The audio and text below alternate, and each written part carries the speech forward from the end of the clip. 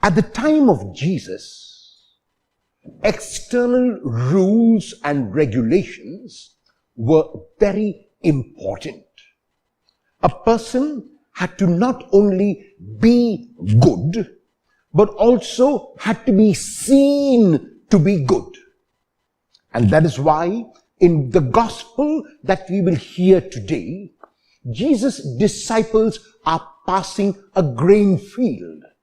And as they do, they pluck grains of corn because they are hungry, and they are rubbing them in their hand to remove the husk, to blow it away, and to eat that grain.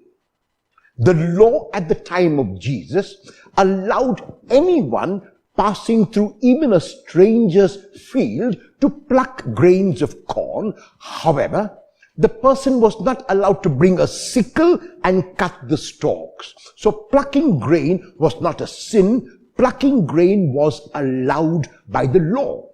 However, people object to what the disciples are doing. And the question is, what are they objecting to? They are objecting to the fact that the disciples were rubbing the grains of corn in their hand, which they consider as cooking food. And cooking food was one of the 39 forms of work that was forbidden on the Sabbath day. And that is why they tell Jesus, how is it that your disciples are cooking food by rubbing the corn in their hands when the day is a Sabbath? And in his response, which is typical of Jesus, Jesus defends his disciples again. When he tells those who make this objection that the rule is made for the human person. And the human person is not made for the rule. If the rule becomes an end in itself, it has to be rethought of. The rule is only a means to an end.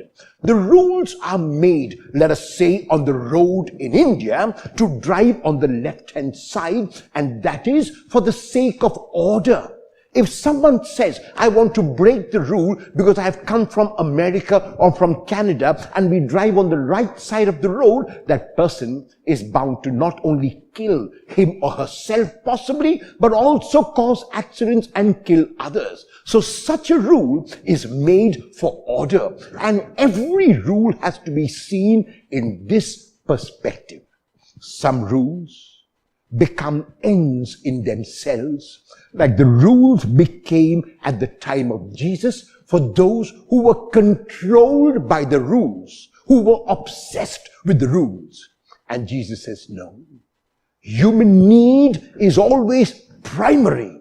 What the human requires comes before any rule or regulation. So even if on a holy day it is forbidden to do work, I will reach out and heal, because human need goes beyond the rule.